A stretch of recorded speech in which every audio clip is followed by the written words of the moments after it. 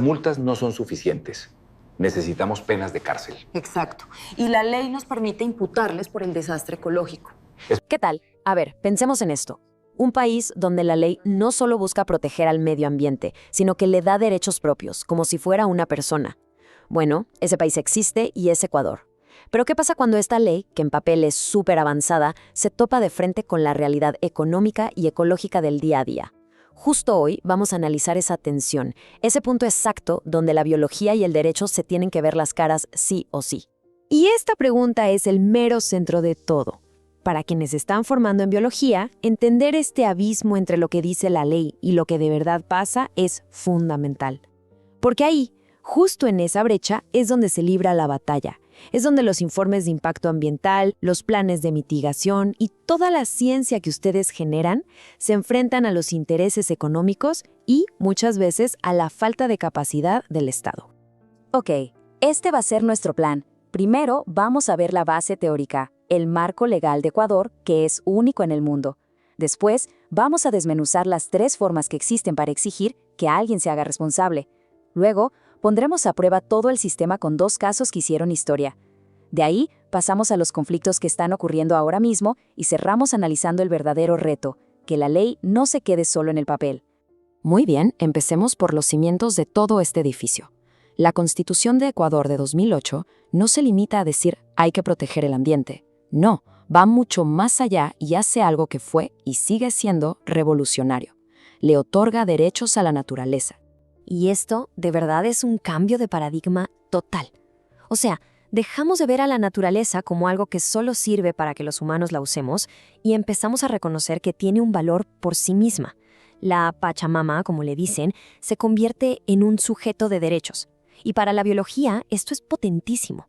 Significa que la ley tiene que proteger la integridad de los ecosistemas, sus ciclos, sus procesos, no nada más los recursos que nos da.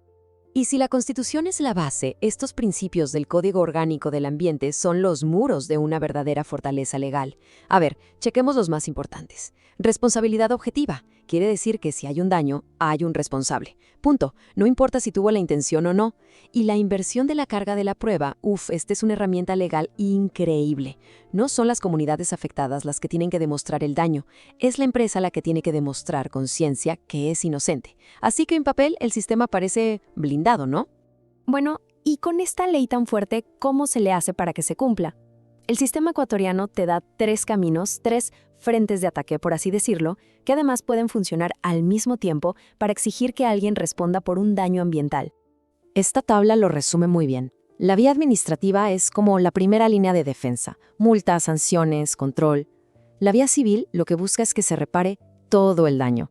Y la vía penal, bueno, esa se reserva para los casos más graves, para los delitos ambientales.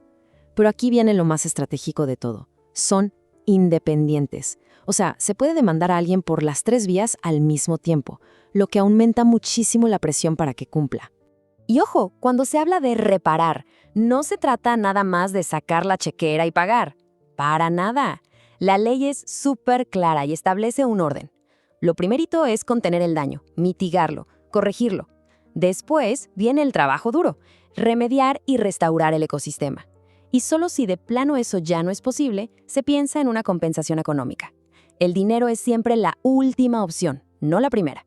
Muy bien, ya vimos la teoría, que suena bastante sólida. Ahora vamos a lo bueno. ¿Cómo funciona todo esto en la vida real? Hay 2 casos que llevaron al límite la capacidad de Ecuador para hacer justicia ambiental y nos van a servir de ejemplo. Por un lado, tenemos el caso de Chevron Texaco, una pelea de décadas contra un gigante petrolero.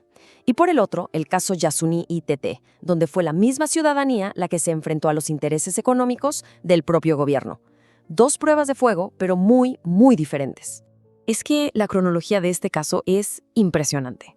Imaginen una lucha de 30,000 personas, la mayoría indígenas y campesinos, que duró décadas.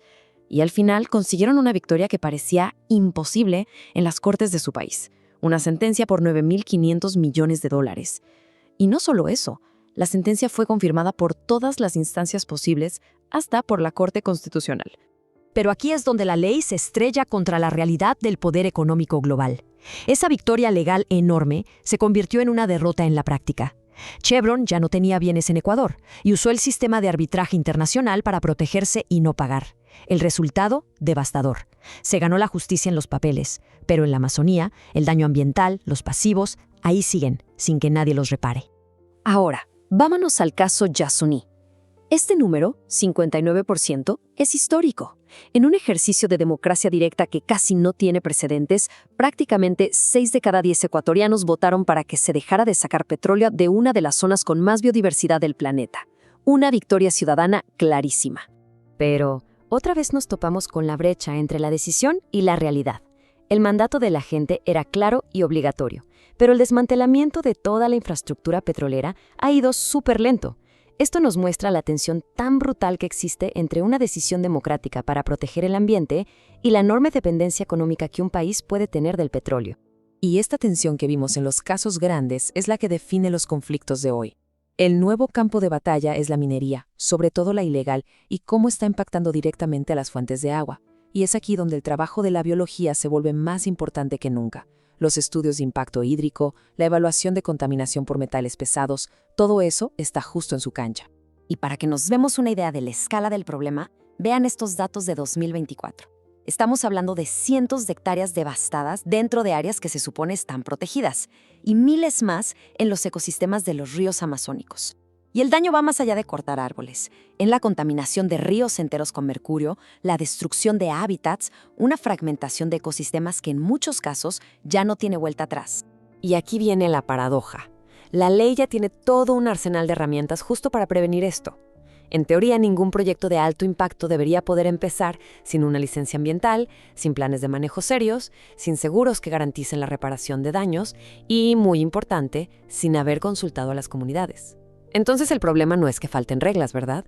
El problema es que o no se aplican o de plano se las saltan. Y con todo esto, llegamos a la gran conclusión de este análisis.